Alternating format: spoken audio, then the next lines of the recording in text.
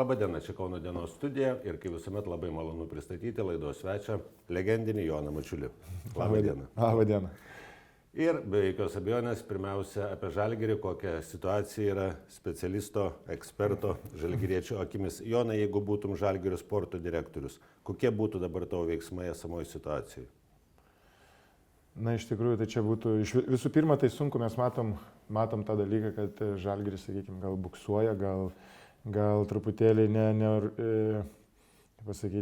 nedemonstruoja to krepšinio, kurio visi tikėjasi, nes pradžia buvo tikrai gera. Net ir Kazys sakė, kad džiaugiasi trenerių darbu, kurį padarė per vasarą, nes grįžo iš pasaulio čempionato ir rado komandą. Sakė, tik švarkelį užsidėti. Ja, tik švarkelį užsidėti. Iš tikrųjų, tai galvoju, kad gal atėjo truputėlį tokia, kaip sakyti, ta vasara padirbėta, gal krito į kažkokią duobę fizinę, gal kažkas. Tai čia jau sunku būtų, reikėtų pasižiūrėti ir fizinio rengimo treneriai mato ten tas statistikas, mato ten tos krūvius ir taip toliau, tai jie gal labiau atsakytų į tos dalykus. O šiaip tai matosi, reikia naujoko, tikrai reikia naujoko ir visi šią vasarą labai džiaugiasi Mitrulongo atėjimu ir taip toliau, bet kažkodėl jisai neranda savo žaidimo ir tikrai Žalgiris visą laiką demonstruodavo tą komandinį krepšinį Mitrulongas, net kaip ir aš kažkaip žiūrėjau, labai įstrigo prieš Vilkus tos rungtynės, kai paskutinės ten kelias minutės atsivaro kamuolį, 1-1 bando. Be jokio paso 1-1 bando. Ne tas Žalgirio krepšinis yra. Bet ir kad Nazas ne tas atrodo, bent Žalgirio netolygio krepšininkas, kuris 1-1 spręstų reikalus. Jo, tai va dabar klausimas tik tai su kas čia atsitiko, gal kažkokiu. Čia jau reikia, čia aš tik tais galiu, kaip sakyti, nežinau, mąstyti, išsvajoti, išradinėti kažkokias tai problemas, bet aišku, jie žino iš vidaus, kas tenais vyksta. Gal kažkokie pykčiai, gal kažkas, tai gal rūbiniai kažkas nesueina. Čia jau jų vidiniai reikalai, bet tos ar problemos, ar kažkokie tais nesusikalbėjimai tikrai matosi aikšteliai. Tai... Bet gerai, su Nazu, pavyzdžiui, ką daryti?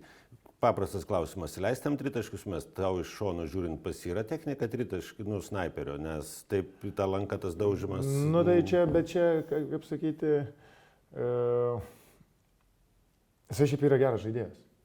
Bent jau iki čia ateinant buvo geras žaidėjas, ir jisai niekur nedingo, tik tais reikia galbūt atrasti ten jo tą žaidimo stilių, tik tais klausimas yra kitas, ar leidus Nazui įsižaisti, komanda tada nenukentėtų iš viso, ar reikia statyti, kaip sakyti, vieno žaidėjo prioritetus prieš visos komandos prioritetus, tai čia ir yra tas klausimas, ką ir turi išspręsti, manau, komandos vadovai, treneriai ir taip toliau. Jie, kaip sakyti, paskutinėse rungtynėse su Bayernu tikrai ne per daugiausiai žaidė ir realiai visi tie, kaip pasakyti, tos gerosios bangos buvo, kai jo nebuvo.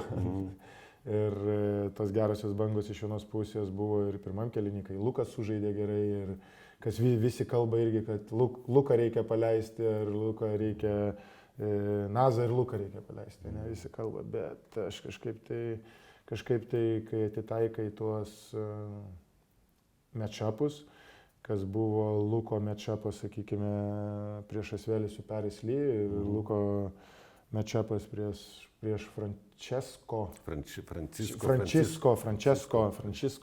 prie Bayernę, tai prieš Bayerną. Tai ir gerai sužaidė, jo yra tie įsiveržimai, jam yra lengviau prieš savo ūgio, sakykime, tų žaidėjų, tik tais, kad gal jo ūgio žaidėjų ne per daugiausiai yra čia toj. Bet ar ne per daug tas ūgis yra akcentuojamas ir gynyba, nes prisiminkime, Pašarą jis žaisdavo atkarpomis ir prieš porą sezonų dar buvo rezultatyviausias sezono Žalgirio krepšininkas, jis nepaaugo per tą laiką. Ir Eurolygoje yra tų nedidukų, pradedant Kampazo, Lapravitola ir taip toliau. Čia yra kaip ir ar Nazas, ar kažkas, tai čia jau treneriai turi surasti jam tą rolę. Vat būtent surasti rolę ir tas keitimas po klaidų, Nazo irgi porą tritaškį metą, aišku, paskui nesąmonių padaro, sėda ant suolo ir iš karto ir visom rungtynėm iš principo. Žmogus tikrai nepritampa, neauga, tai su juo kažkaip reikia spręsti. Luko irgi panaši situacija. Arba jis žaidžia, arba nežaidžia iš viso, Giedraitis eina starto penketą, toks iš Kazio pusės tau netrodo blaškimas, šiek tiek su sudėtimi, ieškojimas dar optimalių tų sprendimų. Tai čia faktas, kad dar iš vienos pusės sezonas įsibėgėja, bet dar pusės tikrai nepasiekė. Tai kad treneriai ieško ten tų, kaip sakyti, sprendimų, kad ieško optimalių ten tų, nežinau, rotacijų, penketų ir taip toliau. Tai čia faktas, bet kas liečia tos kaip keitimus, tai aš žinau, sakykime, kas būdavo, kai aš buvau žaidėjas. Treneriam yra toks dalykas, kad jeigu tau pasako, nežinau, 15 kartų nedaryk to ir to ir to ir to ir tu vis tiek darai, tai atrodo tiem, kaip pasakyti, fanam, atrodo iš šalies, kad vieną klaidą padarė ir taip toliau, bet kad ta klaida 50 kartą iš eilės ir tu netobulėjai, neini į priekį ir tu jau trečias mėnuo vis dėlto ateina ir tu vis tiek tas pačias klaidas darai, tai treneriam, kaip sakyti, plyšta kantrybė truputėlį. Užknisa, reikia kažkokio, nežinau, čia tokia savotiška nuobauda, savotiškas būdas parodyti, kad tu negali to daryti, nes visa komanda kenčia ir jeigu tu tą patį per tą patį kartoji ir vis tiek žaidėjas daro tas pačias klaidas, kažkaip tai... Reikia bausti. Reikia iš vienos pusės bausti. Aš kaip dabar mėgstu pasakyti, sportas yra aukšto meistriškumo, tas sportas aukšto lygio yra savotiška armija, gerai apmokama armija, kur tu turi turėti tą pačią dedovčiną, turėti tą pačią hierarchiją ir taip toliau, kur jeigu ne, tai bus palaida bala ir viskas, nebus to. Su Nazu sutinku, kad gali tas galioti, jeigu treneris tikėtinam sako, nemesk 7 atako sekundę per rankas tritaškio eilinio ir jis išeina ir tokį metą, tai brolytė atsibodo, sėsk ant suolo. Bet su Luku tai atvirkštinis variantas, man atrodo, jam kaip tik galbūt treneriai turėtų sakyti, ir čia porą metų man ta mintis sukas, Lukai mesk daugiau, nes gynyboje jisai neduos, jisai gali duoti, kaip šnekam, trumpose atkarpose puolime. Jeigu jisai išeina, rodo aktyvumą, pelno taškus, užatakuoja, įsiveržia, ką ir Edgaras Ulanovas sako, kad trūksta mums įkirtimų į baudos aikštelę, tai išeina žmogus turėtų išeiti turbūt su konkrečia užduotimi, pulk, Lukai, pulk. Ir 5 minutės pulk, 3-4 deriniai, ar ne. Pats Lukas, man atrodo, mažai rodo aktyvumo, noro puolime būtent. Tas žiūrint iš šono bent toks įspūdis susidaro. Kiek, kaip pasakyti, iš tikrųjų, čia visi su tais ekspertais visiems panašiai taip atrodo ir visi, kaip kalbam, bendraujam, Lukas neforma. Iš vienos pusės jisai dabar gavo, netgi taip pasakysiu, tas lūžio jo toksai gavosi prieš Kėdainius, kai tenais per 8 minutės įmetė 16 taškų, nes prieš tai sėdėjo iš viso ant suolo.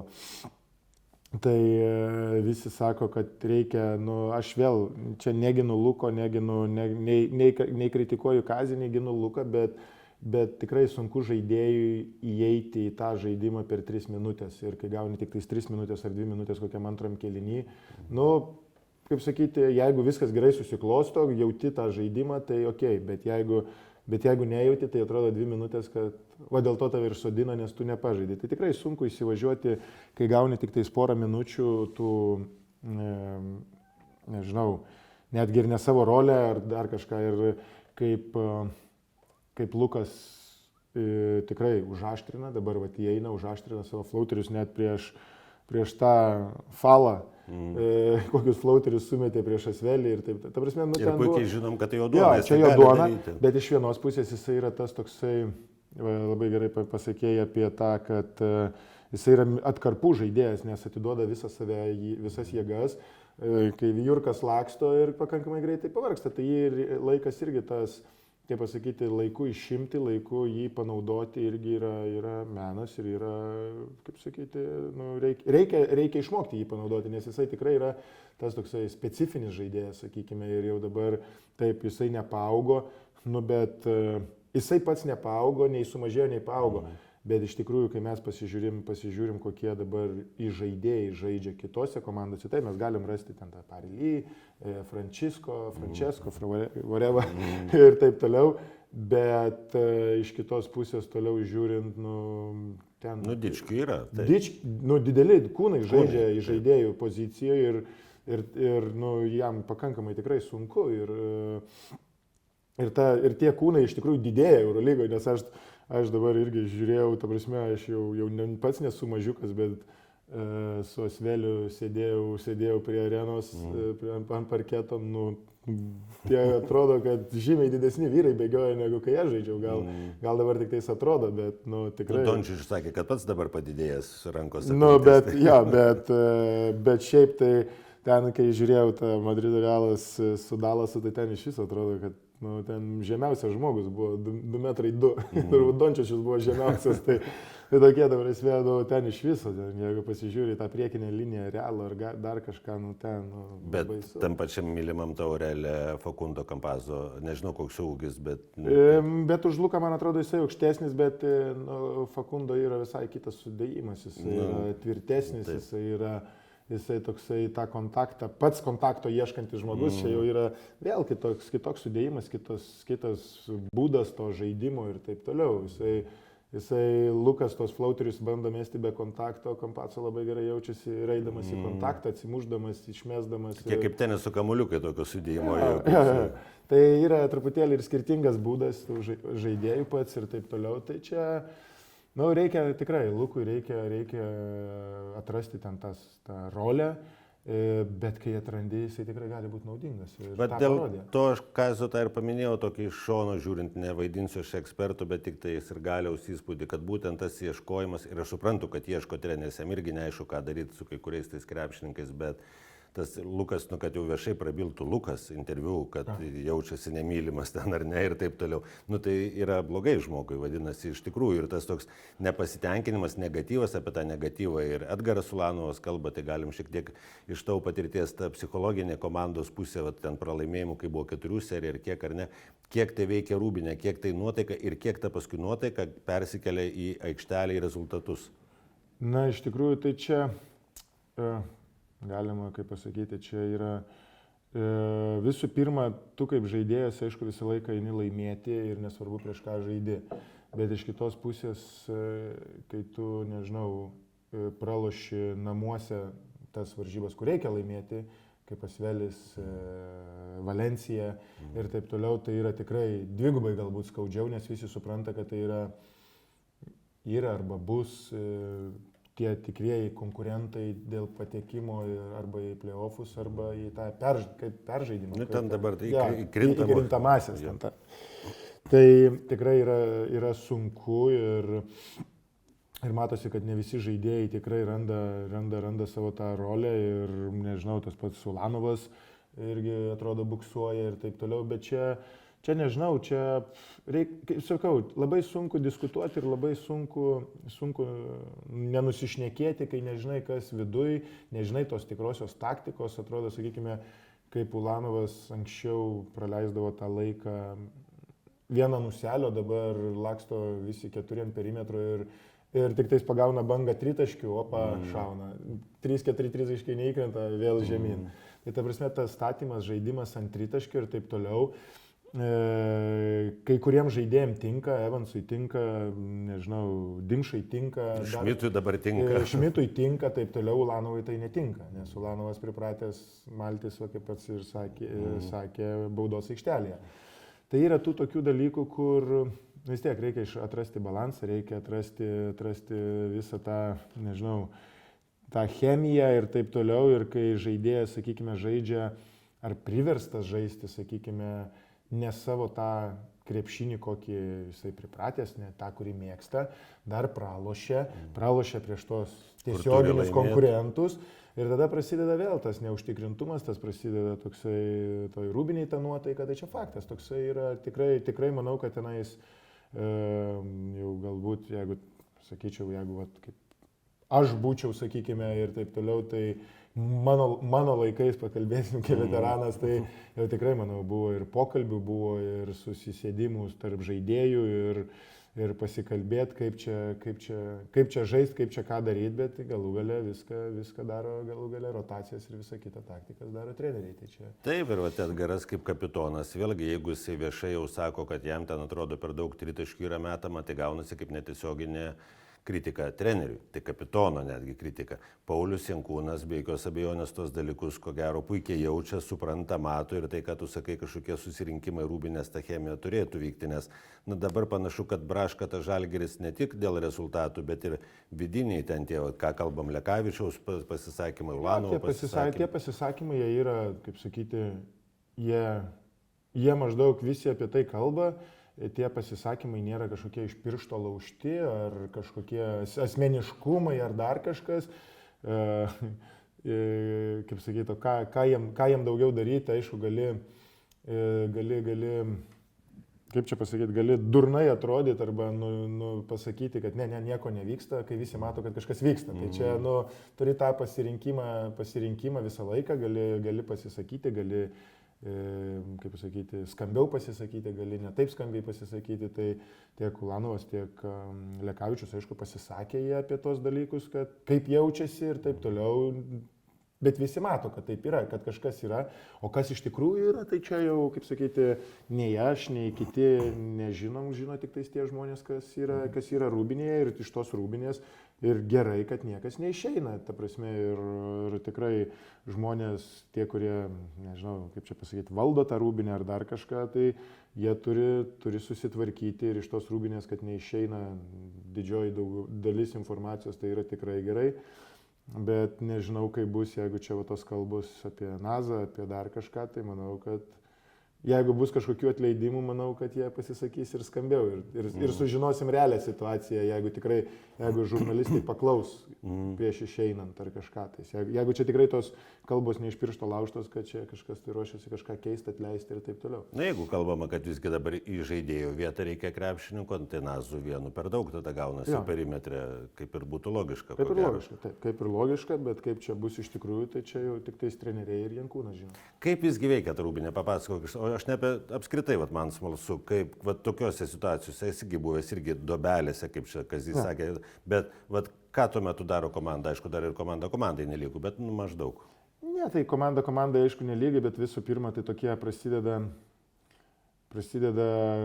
ką žinau, jeigu prasideda vienas pralošimas, viskas ok, ten ateina komanda visai Rūbinė, ten truputėlį, ten treneris, nežinau, pasako kažkokią kalbą, kažką pareikia, kažką, tai taip toliau. Tada žaidėjai. Vienas dalykas yra Žalgiris, kitas dalykas yra ten koksai Madrido Realas, kur kiekvienas pralošimas yra tragedija. Ir yra Žalgiris, kur į vieną gali kreipdėmėsi, gali nekreipdėmėsi. Ne LKL, aišku, o Eurolygoje, tai pasikalba žaidėjai, galėjai tą, galėjai vieną ten prakirsti reikėjo, kažką truputėlį apsikalba. Antras jau pralošimas, taip jau kažkas, tai galbūt ir treneris jau kažką labiau pasako ir taip toliau. Trečias pralošimas jau kapitonas vis tiek surenka komandą po varžybų ar po treniruotės, kažkokios sekanti treniruotė po rungtynių, ateina visi ar prieš treniruotę atsisėda, pasikalba, kad viskas ten, nuo kokių, nežinau, kaip treniruotės vyksta, kad į treniruotės gal dažniausiai po kokių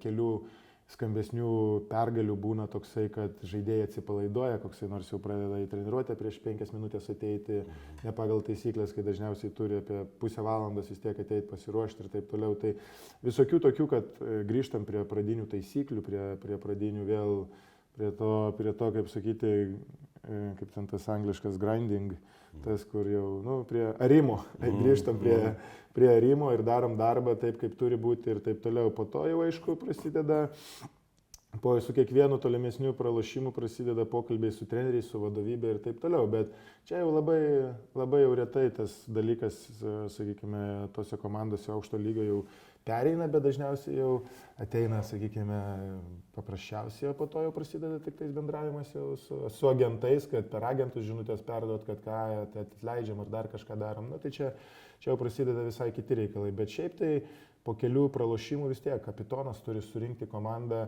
ir, kaip sakyti, ne, davai, o jau žiūrėk, tu turi savo darbą daryti, tu savo darbą turi daryti. Visi žino, todėl ir tas kapitonas ir turi, kaip sakyti, būti pats pavyzdys, neprarasti savo to identiteto ir daryti, kaip sakyti, savo darbą visą laiką daryti, už ką, nežinau, už ką galų galiu pasakyti, už ką tau pinigai mokami. Tai jeigu, nežinau, paimsime Ulanovą, už ką pinigai mokami, už tą low posto žaidimą, už gynybą, už reboundus, už taip toliau, nu, tai tu kaip kapitonas turi tą pats pirmą padaryti ir po to jau, kaip sakyti, kitus mokinti ir kitiems sakyti, žiūrėk, ten Lukai, tau užmokama už ką, už prasiveržimus, už tą. Darai tą, ten Evansui, Šmitui, taip toliau, už ką, kad nepradėtų visi daryti ne savo darbo, nes, nu, kai prasideda tos mažos krizės, kai prasideda tie maži, kaip pasakyti, mažos krizės, kaip čia tie dalykai, tada visi bando kažką padaryti ekstra nuo savęs. Nu, ir tada kiekvienas po ekstra, ko nesugeba, ir tada prasideda vienas klaida, kitas klaida, trečias klaida ir pasipila. Tai tas toksai pargrįžimas į realybę, tas pagrąžinimas komandos į realybę, tai čia ir yra pradžiai kapitono darbas. Ir taip sakyti, ir tai yra sunku vien dėl to, kad tu iš vienos pusės turi pasakyti nebūtinai gražią teisybę į akis. Kuris tavo atmintie kapitonas buvo, kuris geriausiai iš tokią situaciją spręsdavo? Iš tikrųjų, su kuriais man teko žaisti, tai vat ir buvo toksai, sakykime, Filipė visą laiką buvo kapitonas, bet antrasis kapitonas buvo toksai, nes tuose didžiosiuose klubuose dėl rotacijų, dėl taip toliau būna du kapitonai tokie. Ir tai antras kapitonas, sakykime, buvo Julas, tai vat jisai buvo tas vokalas, kur Filipė ką nors pasakys, ten labiau tą vamos, kaip mūsų, davai, greičiau, o jau jeigu ką nors reikia pasakyti, tai visą laiką kalbėdavo Julas, kur tikrai ir griežčiau pasakydavo ir nepagailėdavo tos kritikos visiems ir nesvarbu kas, ar tu ten, nežinau, Načionis, ar tu tenais Mačiulis, ar dar kažkas, ta prasme, ar naujokas, ar veteranas, jeigu mato, kad tu mali tai... Ir čia kaip mažiausias, tai vokaliausias. Mažiausias ir Šaras, mažiausias. Julas nėra mažiausias, bet tokie žmonės, kurie savo pavyzdžių rodo ir nepraranda patys savo identiteto ir varo visą laiką 100%, visą laiką taip pat, visą laiką gynyboje 100%, nesvarbu, krepšinis yra toks dalykas, tu pataikyti krepšį gali pataikyti, gali nepataikyti dėl tam tikrų priežasčių, smulki traumelė, alkūnės uždegimas, koja kažkur biškius kas skauda, išsimuša tas pataikymas, bet niekada tu negali kovos prarasti, o Julas toks būdavo po šiai dienai. Jisai visą laiką kovoja, nesvarbu, jam sekasi, nesiseka, išgirstam, kad Julas turi smulkę traumą, jisai žiūrim apibintuotas, apdėliotas, eina, žaidžia ir bent jau kovoja. Pataikyti, nepataikyti, čia jau yra kitas dalykas. Aš kaip tik galvoju apie tą Julą, Rodrygės, Fernandesą, tai čia panašiai Sabonių Kurtinaičio karta turbūt, ne, jie jau yra ir uždirbė jau ne tik vaikam, bet ir anūkam pinigų. Ir rinktinė, klubas ir tai, ką tu sakai, žiūri tas rungtynės ir jie yra visa širdim, visa savim. Visą save atiduoda. Tai vat iš kur pas žmonės? Čia meilė krepšiniui, tik tai noras laimėti. Meilė krepšiniui ir noras laimėti. Dabar iš tikrųjų. Bet pas juos buvo visą laiką tas, jeigu tu tos meilės neturi, kad tu žaidi, kad tu visų pirma myli žaidimą, kaifuoji tą žaidimą žaisdamas, tai tu, ta prasme, atėjus su kiem momentam tu ir lūžti, ta prasme, nes tu, jeigu jį tik tai žaidi tik tais dėl pinigų. O čia vat ir yra, jie jau žmonės... Va čia aš ir apsukau tą ratą ir va dabar grįžtame prie Ulanovo, Butkevičiaus ir Kauno Žalgirio. Nuo pat sezono pradžios, tai ką tu sakai, atrodo irgi matosi plika akim, nereikia būti specialistų. Tarsi nuovargis, bet tas nuovargis psichologinis. Ir lapkričio mėnesį fizinis pasiruošimas, vėlgi vasarą nežaidė rinktiniai, ten Ulanovas ir taip toliau, turėjo savo sprendimus. Bet lapkričio mėnesį negali žmogus aikštelė atrodyti pavargęs, ne tik kūno kalba, akis atrodo pavargusios. Ir tai kapitono, kuris, vat, kaip Julo pavyzdžiui, sakai, yra pirmas, kuris pasiima vėliavą į rankas ir veda paskui save Hebra. Na tai čia jau reikėtų jo klausti, bet, kaip sakyti, gal kažkokios šeimininiai reikalai, gal kažkas yra tų dalykų tikrai. Yra tų dalykų, kurių tu nematai plika akim ir tu, nežinau, sakau, komandai vidiniai reikalai, šeimininiai reikalai, kaip kai man 20 metais gimė dukra, labai patenkintas buvau ir labai norėjau padėti, bet per tą pagalbą naktinė nemiego, plyšo blauzda, plyšo tas, nedamiegojęs, ta prasme, Ulanovo, kiek čia dabar skaičiau, kad atrodo žmona ruošiasi toj gimdyti, tai gal man kitą vaikutį reikia prižiūrėti ar dar kažką daugiau laiko skirti, gal nepailsėti, bet kaip sakyti, čia yra visi tie dalykai, kuriuos tu vis tiek turi išspręsti ir susidėlioti prioritetus, susidėlioti savo tuos, vis tiek tu turi sužinoti, kad, sakykime, krepšinis dabar tau yra vis tiek prioritetas numeris 1. Šeima, sakykime, tas darbas, kur tu negali ateiti nepailsėjęs, kur tu negali ateiti, kaip sakyti, nenuotaikoje, nenusiteikęs, nes tas nenusiteikimas, nenuotaikoje veda link traumų, veda link blogų dalykų, sakykime, kur tu negali paprasčiausiai, tu turi visą laiką būti 100% susikaupęs ir kai prasideda sezonas, visą laiką tas krepšinis turi būti 100% tavo ir tas noras, nežinau, tu turi išėjęs kaifuot, bet kažkodėl pakol kas nesimato to. Bet to kaifo. O kodėl? Čia jau reikia klausti, jų tikrai aš jau čia nepradėsiu filosofuoti, tikrai nežinau. Bet kaip sakyti, visi tą mato, visi apie tai kalba, ir ekspertai, ir neekspertai visi tą mato ir taip toliau. Čia tas pats Arnas, vėliavnešys gynybos, kovingumo ir taip toliau, vėlgi matėm vienas rungtynės realiai šį sezoną, kuris buvo tas Arnas, kurį pradėjo. Tai, kažkaip...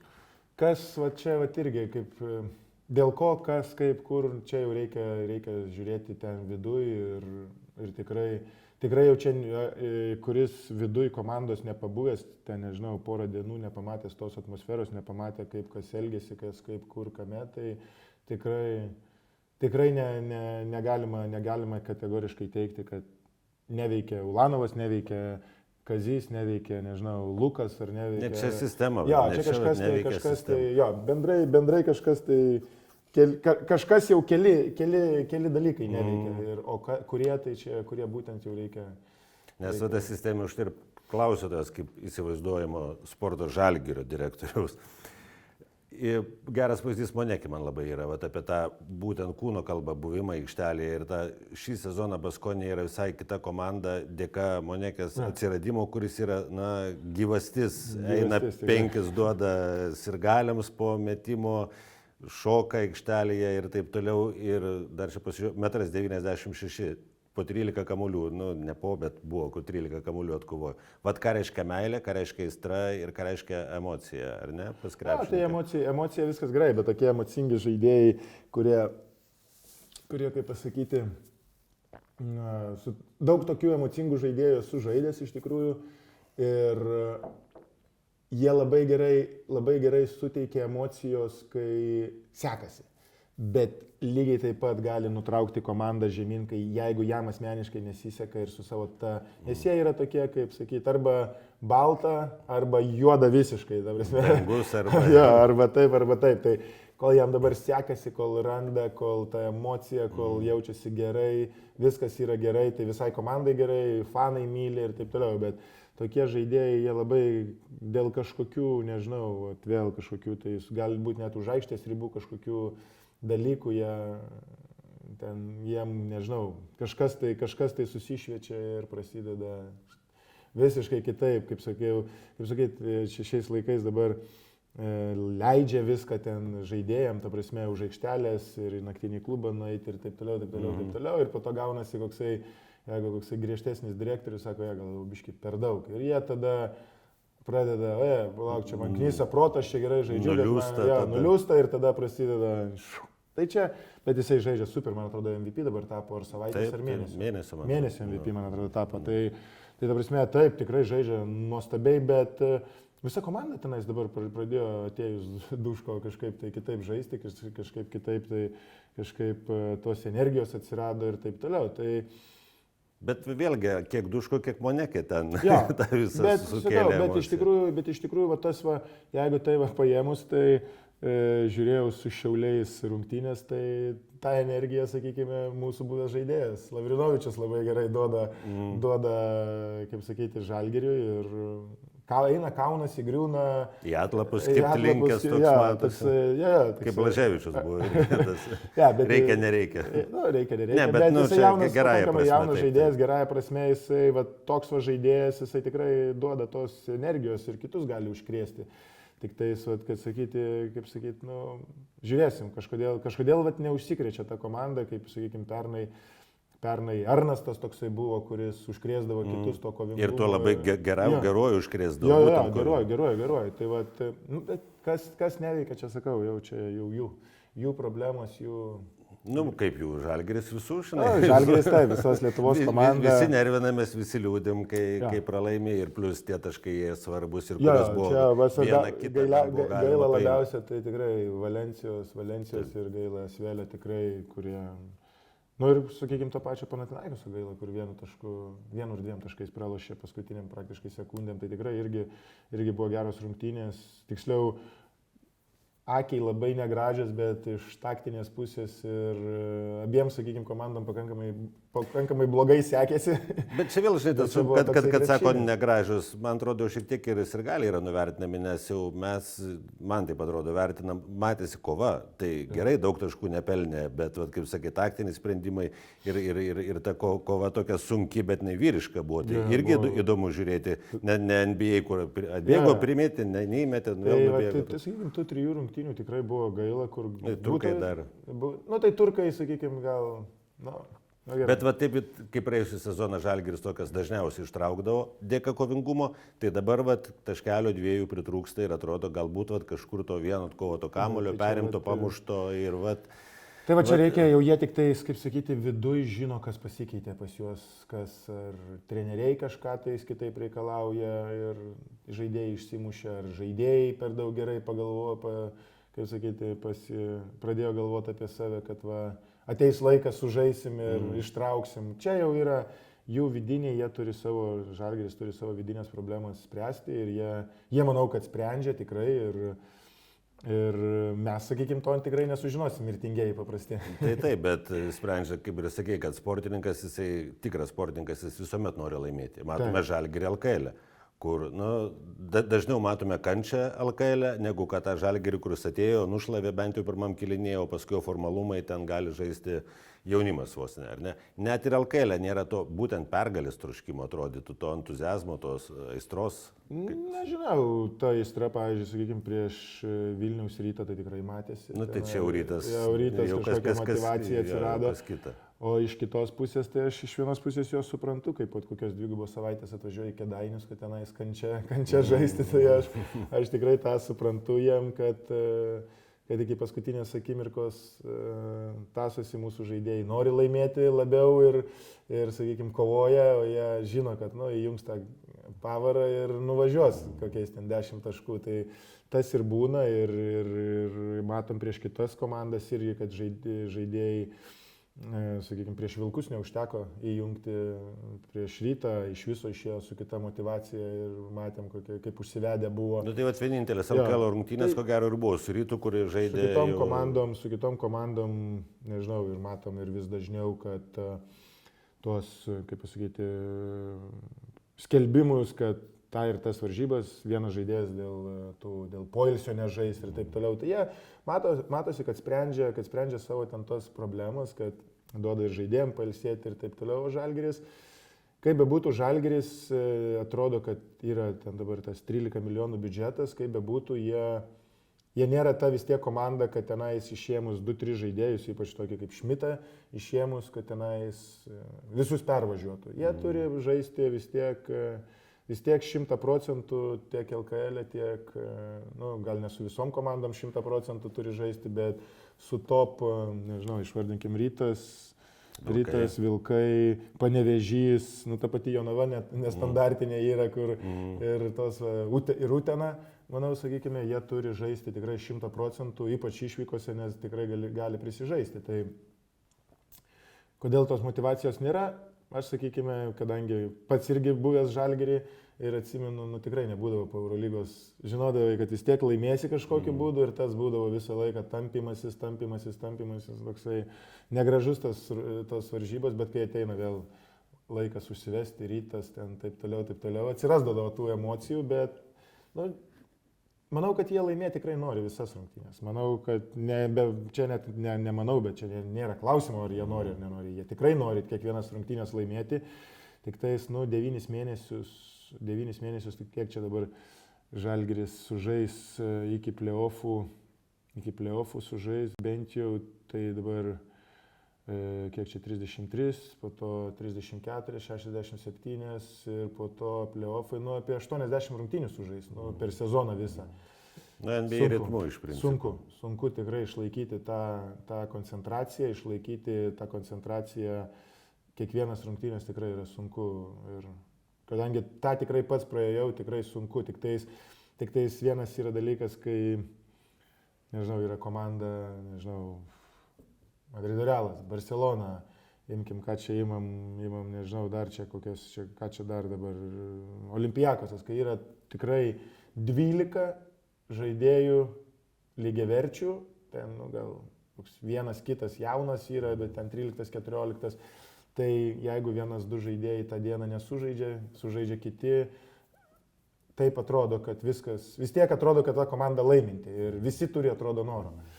Žalgiris to neturi. Žalgiris turi taip gerų žaidėjų, bet jie turi kiekvieną dieną visi 12 norėti laimėti. Ne tai, kad norėti laimėti, jie nori. Norėti žaisti ir norėti būti toj geroj emocijoje ir geroj.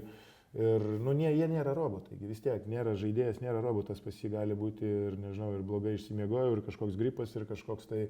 Ir jeigu dar tie, sakykime, nesužaidžia tas žaidėjas, kur treneriai stato akcentus tą dieną, 4 numeris pick and popas, turi pataikyti trajekus, Menikas nepataiko, išeina Rolandas nepataiko, viskas griūna visą taktiką, reikia ieškoti naujų sprendimų. Tai čia yra tokių dalykų, kur Žalgiris vis tiek atrodo su tais, dabar kaip čia paskelbė, 13 milijonų, vis tiek neturi tos prabangos nusipirkti tų, užkamšyti visas ten 5 pozicijas su persidengimai, su 2 centrai, centras 4-5, kad jeigu ką padėti rotuoti, jeigu tie 2 jau tą dieną kažkas nesiseka, neturi vis tiek. Lygiavertės pamanos. Neturi. Meneką paminėjai, tavo nuomonės Eurolygos lygio krepšininkas yra Menekas. Kai pataiko, taip, bet kai nepataiko, tada neturi.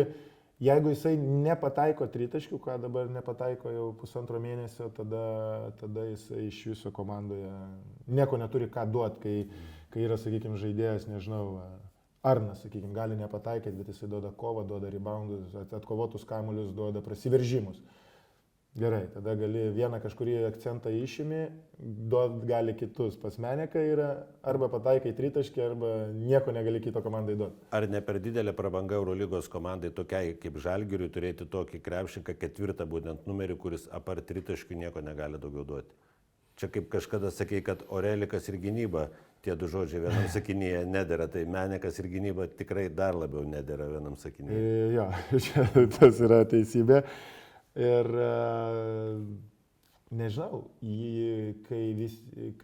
kol nebuvo nuskautintas jisai, kol matėm tas rungtynės prieš Baskoniją būtent, tai tikrai ten sušveitė ten tuos tritaškius ir buvo viskas gerai. Bet jau raudonas vėliavėlis kitom komandom iš karto po tų rungtynių. Ja, iš karto, ta prasme, ir čia vėlgi gal jau yra tada trenerių taktika. Tada yra bandymas ieškoti kažkokių naujų būdų. Matėm, aš dabar galvoju, prieš kurią čia komandą, man atrodo, gal prieš Asvelį jis ten bandė porą kartų centruoti ir mesti tenais. Bet ten taip sunkiai jam gaunasi. Tai va, tai galbūt ieško kažkokių būdų, gal kažkur tai, ir jeigu sunkiai gaunasi, tai sunkiai gaunasi. Tai tada, manau, Rolandas žais po 30 minučių, koksai Ūlė arba tas pats Lavrinovičius gaus daugiau minučių, tada reiškia, ateis, nes Lavrinovičius tikrai turi, kaip sakyti, jisai gal neturi patirties dar, neturi to užtikrintumo, bet tikrai turi daugiau ginklų, tiek tritaškis, tiek prasiveržimas, tiek ant low posto, jeigu kažkoksai mažesnis truputėlį 4 numeris. Bet ar nesigauna vėlgi, kad kelintą sezoną Žalgiris perkasi Polonaras, Strelnikus, Tajus Websterius, Kavanau, Menekas, Nazas. Turiu omenyje, Žalgiris neturi prabangos tiek daug klysti su legionieriais. Neturi, bet tu nepataikysi 100%. Taip, čia gerai pasakyta, neturi prabangos klysti, bet klaidų pasitaiko visiems. Klaidų pasitaiko darė jų ir Šaras. Pirkdamas buvo ir pasiklaidų. Jo, ne visus Micičius.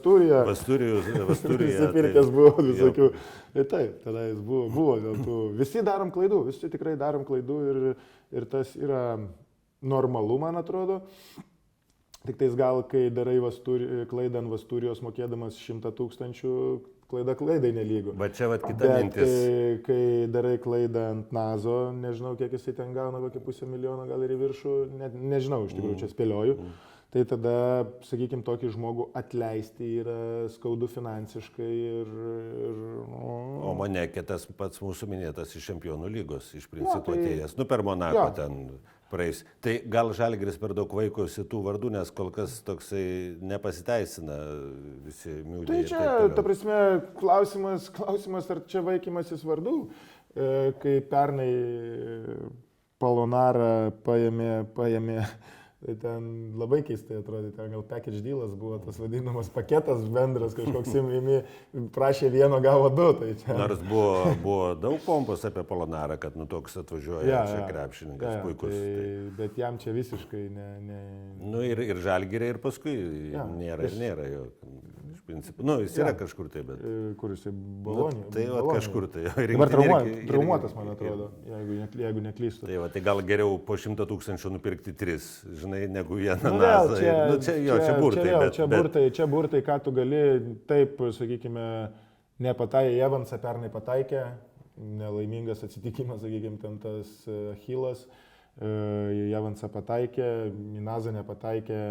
Bet Tayloras buvo jau pataikytas, su laiku paaiškėjo, dabar jau galim gailėti, kad Tayloras buvo paleistas. Iš vienos pusės, sakykime, nežinau, kodėl taip atsitiko. Tayloras aiškiai buvo sakęs, aš noriu likti Žalgirė, bet Žalgiris labai buvo nustaikęs į Nazą ir kiek aš pamenu tas kalbas, atvažiuos Nazas, puikus kūnas, gynyba, tritaškiai, prasiveržimai. Ir buvo aiškiai pasakyta, kad už Taylorą yra geriau, nes kūnas yra geresnis. Tai man tik tais klausimas yra kitas, kada su to Nazu pasirašė kontraktą. Nes Tayloras pradėjo žaisti tik tais link pavasario. Kovo balandžio mėnesį įsižaidė jisai. Ant sėdėjęs sėdėjęs ant... žaidęs, biški sėdėjęs ant suolo. Tik tais pradėjo biški daugiau žaisti, kai Larkinas, man atrodo, gavo traumelę. Ar kas ten, kažkuris, nesvarbu, gavo traumelę, tada jis biški daugiau pradėjo žaisti, bet jam truko įsivažiuoti, tada pakeitė komandą, vėl pradėjo ties kovo mėnesį, balandžį žaisti ir play-offuose jau prieš rytą jau pradėjo jau ten demonstruoti iš viso gerą formą. Tai aš iš tikrųjų čia mano idėja, ta prasme nežinau, ar tai buvo. Dėl ko toks buvo pasirinkimas, tai aš galvoju, kad su Nazu buvo pasirašytas kontraktas jau kokį vasario mėnesį. Dabar aš tik tai spėčiau. Gali būti tokie išankstiniai. Ta prasme, tie išankstiniai jie būna ir tikrai tie išankstiniai būna. Žinom, kaip su Vasturija buvo pasirašytas irgi vasario mėnesį, jisai atžaidė, po to tik tai Liepos mėnesį prisijungė prie komandos. Yra tų tokių pasirašymų, tai man tik tais vienintelis dalykas ir tos kalbos tokios, kad gali būti, kad, nežinau, vadovybė susižinojo, kad jisai nelieka Nazas buvusiai komandai, tikrai kitą sezoną, kad atleidžia ar kažką ir bet kuris agentas, bet kuris žaidėjas, manau, jeigu tai pasiūlymas yra geras finansiškai, vasario mėnesį būtų užtikrintam, sakykime, dėl savo ateities nuo rugsėjo, imi tą dylą ir viskas, ir tu nekreipi dėmesio. Tai čia tik sakyti, yra mano pasvarstymas, galbūt aš visiškai ir nusišneku, bet tada, jeigu tokia situacija buvo, tai tada būtų, kaip sakyti, logiška, dėl ko paleido Taylorą. Dėl ko paleido ir dėl ko tai pasakė, kad tas geresnis, nors akivaizdžiai matėm, kad Tayloras jis įsižaidė ir tikrai pradėjo daryti rezultatą. Na ir buvo iš ties taip šiek tiek net gaila, bet, atrodė, kaip sakė Nazas, geras kūnas, geresnis negu Tayloro gynyboje, o Žalgiris gynybinė komanda, tai ant tos gynybos, bet tada gaunasi, kad jisai labai polimo žaidėjas, bet tam polime jam nesigauna. Pati ta vadyba tokia, žinai, Žalgirio kitą kartą kelia abejonių dėl pasirinkimo būtent žaidėjų ir tų, man nuo Rubito ir Lidėjaus laikų, kada jie buvo taip lengva ranka paleisti ir matom kokio tai lygio krepšininkai. Aš nemanau, kad jie buvo kažkokia labai lengva ranka paleisti, bet kai tu negali, kaip sakyti, konkuruoti dėl pinigų, negali konkuruoti su žaidėjai Lidėjus, ten gal gavo dvigubai, jeigu, kaip sakyti, nudžioviai dylą gerą ir pasirašai tą Lidėjų už porą šimtų, jau jam siūlo pusę milijono ar daugiau, tu negali konkuruoti paprasčiausiai, tai čia negali pasakyti, kad lengva ranka paleido, o ką daryti? Ką daryti, kaip, sakykime, šiemet pavyzdys mūsų, Lavrinovičius, laisva, visi sako, lengva ranka paleidot kapitoną, o ką mums daryti, iš kur tų pinigų gauti? Kai Žalgiris paskambina, močiutė į daržą. Močiutė į daržą, Žalgiris paskambina ir tu... Paliko visus daržus, ne tik kėdainius, bet ir daržą. Ir tu tada, ką mums daryti, kai iš kur mums tų pinigų į skolą, tai Žalgiris irgi yra ta komanda, kuri neturi kaip Barcelona, neturi kaip Madrido Realas tų užnugarių tokių, kur per 2 metus, per 4 metus Barcelona krepšinio klubas minus 200 000 ir visi toliau 200 milijonų, ne 200 000, minus 200 milijonų ir visi tą skaičių tai parašė ir... Okay. Na, šį sezoną pataupė, iš pataupimo minus 53 ar 54 milijonai. Ja, ir ta prasme, ir tas gaunasi toksai, kad šiemet jau ten subūrė už tą 30 milijonų ir gerai, ir žaidžia. Reikės dar pasirašyti. Ja, ir ta prasme, toksai, Žalgiris neturi tokio užnugario ir iš vienos pusės, kai čia dabar visi kalba apie tos, nežinau, ateinančius sunkius laikus ir Žalgiris demonstruoja, kad ir deklaruoja, kad turi augantį biudžetą, tai yra super, tai čia vadyba reiškia dirba ir tikrai gerai, o ta sporto vadyba, sakykime, ir žaidėjų pasirinkimas, tai vėl sakau, ne visą laiką pataikysi. Apie Šarą negirdėt nieko? Ne. Turiu minėti Žalgirį, Šaras. Nežinau, aš... Tavo nuomonė? Nemanau, kaip sakyti, kad, sakykime, jeigu taip, vėl reikėtų kalbėti, nemanau, kad Šaras ateitų už Kazio atlyginimą, o Šarui sumokėti, apsibrėžkim milijoną, apsibrėžkim, nežinau, ar milijoną, ar pusantro, ar 800, nežinau, čia apsibrėžkime ties milijonų, sakykime, tai reiškia, reikia išleisti už Brazdeikį gautus pinigus ir ta prasme investuoti ilgą. Tai čia nemanau, kad taip įvyks, nes vis tiek tada reikėtų eiti kažkokias vėl skolas, reikėtų vis tiek Šaras, manau, atėjęs norėtų vėl, kaip sakyti, kažką keisti, kažką atleisti, kažką naujo pasirašyti, taip toliau. Čia vėl būtų daug visokių įsivelta tiek finansiškai, tiek visaip. Tai nemanau, kad tas bus, o iš tikrųjų, Kazys gerai dirba iš vienos pusės. Ir jisai ir pernai įrodė, šiemet tokiai buksuoja pakolkas, bet tu ties pirmų, kaip sakyti... Bet kaip ir sakai, ant vieno čia negali. Čia negali. Ir ties, kaip sakyti, komanda yra kaip šeima, ties pirma lengva krizė ardyti šeimą, nemanau, kad verta. Nemanau, kad verta ir nemanau, kad net minčių tokių yra. Vis tiek atsisės vyrai, išsispręs, padarys kažkokius tai sprendimus. Išsidiskutuos ir kažką darys. Tai čia yra tikrai ir be mūsų kalbų, ir be mūsų sapaliojimų. Bet tai tam pasapaliot kitą kartą irgi smagu. Ką tu apie sapaliojimus, ką Žalgiriui pasirašinėtum? Į žaidėją visgi Nazą bandytum įtraukti komandą, gaivinti, ar kaip čia pasakyti, antrą, trečią, Brazdeikio tipo labiau. Kokio žmogaus Žalgiriui reikėtų tavo akimis šiandien? Čia galima vėl daug diskutuoti iš tikrųjų. Matom, kad kai ateina dideli žmonės, tokie kaip, nežinau, kaip Tavaresas, kaip Falas, kaip Panathinaikos, tas Jėzau, kur ten... Milutinovas, ne Milutinovas. Milutinovas, tai Olimpiakos, Panathinaikos, Olympiakos. tas, Jėzau, centras prancūzas. Ta prasme, tai kai dėlioja per galvas, tai atrodo reikėtų biški jėgos ir po krepšiu atrodo biškiukas stipresnės. Čia jau į Biručio dar Jo, ta prasme atrodo, kad nes tada Birutis nei užcentruot gali, nei kažką padaryti ir ten iš vieno apsisukimo, kai deda per galvas. Į Baką tas pats jau. Jo. Ta prasme, saulės nemato, kai rankas iškelia. Tai atrodo, ta prasme, ir ten reikėtų kartais, ir atrodo tada, kai jau reikia tuos pick and popus žaisti ir nepataiko Manekas, ir ten atrodo reikėtų, ir kai Nazas kažko tai nepridaro, ir ten reikėtų, ir Dimša, kai nesužaidžia, nes realiai praktiškai vienintelis antras numeris toksai, kaip ir toksai. Dabar Dimšas sako, kad gerai žaidžia. Labai gerai žaidžia, bet ateis ir jo eilė papulti duobę. Ir tikrai neįžais 80 rungtynių 100% taip gerai. Ir čia, ta prasme, yra normalu ir jisai nėra robotas. Tada visi baksnos į tą vietą, kad reikia. Tai čia tik tais manau, kad reikia atsisėsti gerai išsistudijuoti, išsispręsti, kurios vietos gali būti dengiamos, kurios vietos gali būti, nežinau, ten, kurios jie mato tą patį Lavrinovičių įleisti į Eurolygą daugiau galbūt.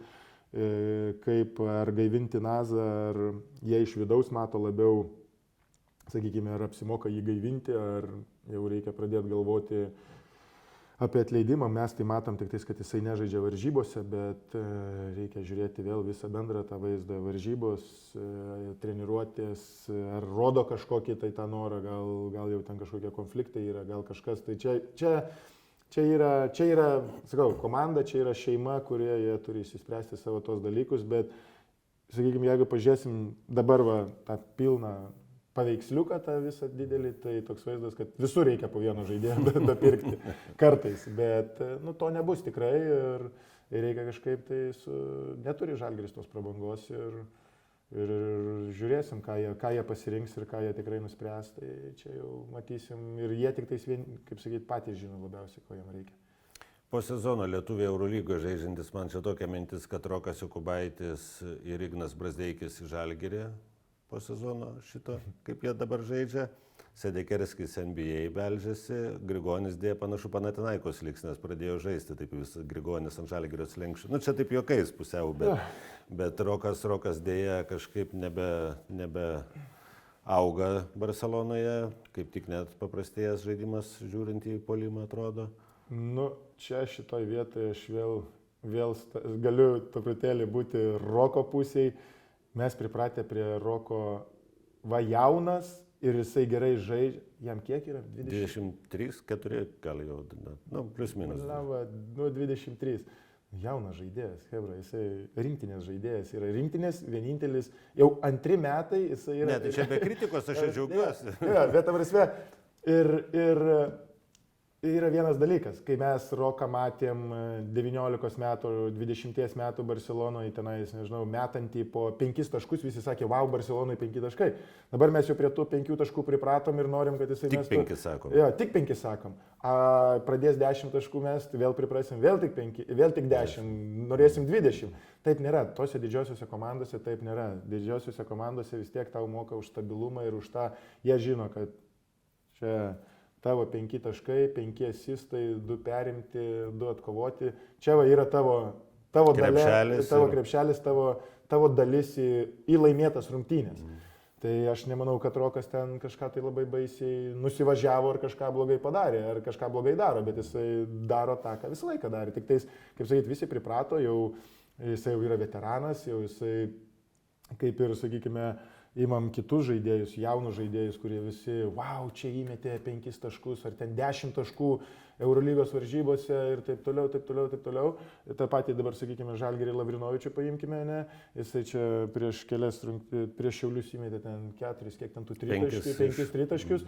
Wow, visi, o kai jisai mes tai stabiliai sakys, nieko doro naujo neparodo. Bet jeigu jisai tai rodys stabiliai, už tą jis ir bus Žalgirį. Tai Rokas irgi už tą ir yra Barcelonai, už tą savo, sakykime, stabilius 5 taškus, o ne 15-0, 15-0. Stabilumas labai didelis. Stabilumas yra didelė vertybė tose didelėse komandose ir už tai dažniausiai žaidėjai ir gauna tos pinigus. Taip gali pasitikti, kad bus vienas varžybas, vienas rungtynės, nežinau, 15, kitas 2-3, bet jeigu tu iš 10 rungtynių 8 sužaisi po 7-8 taškus, už tą ir tu ir gausi. Bet Brazdeikio 7-8 taškų Olimpiakosui tikrai neužteks. Ne, Olimpiakosas manau, kad norėjo, iš viso, jeigu taip paėmus, aš Olimpiakoso sprendimo nesupratau. Brazdeikis iš viso yra nei Graikijos lygos, nei Olimpiakoso stiliaus žaidėjas. Ta prasme, iš viso, kai pirko jį, man buvo tikrai didelė nuostaba ir aš žinau, kadangi 5 metus atžaidęs esu Graikijos lygoje, tai ta prasme, Brazdeikis ten iš viso neįsipaišo niekur, mano atžvilgiu. O kodėl? Dėl ko? Todėl, kad iš visų pirma jisai yra pakankamai vienpusiškas žaidėjas su savo tą kairę ranką ir jo, sakykime, sprendimai ir, jisai gali ten įmesti tą tritaškį, prasiveršti į tą kairę ranką, bet tenais, o Jezu, kaip graikai sako, tas mind game, tas vadinamas mielo, protų žaidžia visiškai. Ir tą pamatėm pernai metais, kaip atvažiavo Panathinaikosas ir Brazdeikiui aklai, net, ta prasme, dar akliau negalėjo būti, atsistojo į dešinę pusę, čia va krepšys ir tu eik tiesiai. Ir jisai ir tada ateina pagalba, bando suktis į kairę, o ten kūnas stovi, ir kamuoliai jautus ir taip toliau. Tai ten Graikijoje, ta prasme, žaidėjų iš tų vienpusiškų grinai žaidėjų labai tenais, netgi tyčiasi kartais. Ir kaip aš atsimenu, mano pačios pirmos rungtynės buvo, kur jie tas tokius, kaip tą vadinamą, tas tricky shooter, tokie, kur neturi to stabilaus, 35% būna 40, būna 20, tai jie, sakykime, pamatė mane, kad tas rungtynės man nesiseka, tai aš gaunu kamuolį, jie taip per kokius 3 metrus pasižiūri mane ir atsuka nugarą, mesk. Vienas pro šalį, antras pro šalį, tada nedurnas, nemėtėsi 5, kai nekrenta, bandai verštis, tada lipi į medį ir toksai gaunasi. Bet labai gerą tokį psichologinį diskomfortą. Tai tas ir yra. Ir aš mačiau, kaip, sakykime, Panathinaikosas, kaip Olimpiakosas, tas pats pernai metais dengė. Tai Graikijoje protingiausias krepšinis žaidžiamas? Jie tenais yra neatletiški, bet labai protingi ir labai tas taktikas, kaip jie išskautina, kaip jie ant kur jie rizikuoja, tai ten yra aukščiausio lygio taktika, ta prasme yra, kaip aš visiems duodu dabar pavyzdį, sakau, jūs neatsimenat, kuris žaidėjas, kai tu dengi žaidėją, tu nelabai atsimeni kartais, kuri yra stiprioji jo ranka, o kai mes žaisdavom prieš Spanulį, tai į dešinę pusę, kai jisai eidavo dengdamos viena gynyba, į kairę kita, jeigu nesiseka, dar turim pakaitinės B gynybas kiekvienai rankai. Ir centras turi informuoti tave, centras turi tau laiku informuoti, turi laiku matyti, į kurią pusę jisai žaidžia, kaip eina, kaip, ta prasme, ten būdavo, šachmatai. Ten šachmatai būdavo ir viską atsimindavai, ir tų klaidų, ir todėl ir varžybos būdavo 50, atsimenu, kai gavom 15 taškų, 55-40, 15 taškų gavom, bet tas rungtynės buvo tokios, kur ten šachmatai žaidžiami ir tu viską turi atsiminti, viską turi žinoti, o čia dabar tų varžybų gausa, visi įsitaškė, niekas nesusikaupė, prie tų telefonų sėdi, Instagramuose sėdi, tuose jiem tenai sakys mirga ir ne ten galvos ir Brazdeikio aš tame šachmatuose niekaip nematau. O tada NBA matai? Sedekerskį? Ne. Nematau. Man irgi atrodo, dabar čia pradėjo jam. Čia taip, ta prasme, kaip sakyti, jeigu jisai gaus pasiūlymą, kaip ir Kuzminskas gavo, kaip ir, kodėlgi ne? Nuvažiuot, paskraidyti, pasimti savo ten. O gal netyčia užsikabinti. Pataikėsi tinkamą komandą prie gero, tinkamo trenerių. Kiek tokių žaidėjų nuvažiavę, kur sakė, nieko iš ten iš jo nebus, atžaidžia, nežinau, kokius 5 sezonus ir tada grįžta. Ir va tokie va kaip Kampaco, kur čia Europoje nesustabdomi, niekur neusikabina. Na, ir Micičius, ir Zekovas tie patys, kur dabar iš principų sėdi. Jo, ir čia NBA nežinosi, bet aš sakyčiau, kad nežinau, jam Europos vis tiek krepšinis labiau. Na, ir pagal visą ir protą, ir šiaip labai smagu šį sezoną. Ne, tai iš visų, už visus lietuvius yra smagu, kuo daugiau. Čia jau buvom prieš porą sezonų Skalambio spauda irgi, kad mažiausi skaičiai lietuvių žaidžiančių Eurolygoje ir taip toliau. Ir tikrai šiemet grįžo truputėlį tų lietuvių atgal į Eurolygą. Ir tikrai smagu, visą laiką smagu. Už Marių smagu, kad Panathinaikose vasarą susitvarkė ten tą nugarą, kad viską. Ir tikrai smagu už visus lietuvius ir kuo daugiau lietuvių, kad žaistų, kad tik tais, nežinau, tobulėtų ir kuo daugiau tų lietuvių Eurolygoje būtų, tai visiems geriau būtų. Nu ir kad Žalgiris laimėtų. Taip, ne, nu tai čia, kaip sakyti, visai mūsų krepšinio flagmanas yra. Tai už tai mes čia taip ir pakalbėjom apie jį. Tai tikrai smagu, kai jam sekasi, visa Lietuva džiaugiasi, visa Lietuva serga, ta soldautai saliai skamba per visą Eurolygos mediją, kad čia dabar kiek čia tų 20 rungtynių iš eilės soldautai, tai čia tikrai yra. Tai dar kartelį parodo, kad mes esam ta krepšinio šalis ir kad mylim tą krepšinį. Ir tikrai ir tas, ir Žalgiris yra, kaip sakyti, visos Lietuvos tas flagmanas, į kurį turim, nežinau, lygiuotis tiek, nežinau, pinigų surinkime, tiek marketinge, tiek visuose kitose dalykuose. Tai už tai, ką ir prikalbėjom, šiandien be pykčio, bet dėl to, kad, skauda, norisi. Skauda, norisi, kad Žalgiris laimėtų tikrai. Ne visiems Vilniečiam gal nesinori. Taip, jau jų problemos. Mums Kauniečiam tikrai norisi. Ačiū labai, Jonai, už šį pokalbį, dėkui žiūrėjusiems, čia buvo Kauno dienos studija ir pasimatysime kitą kartą.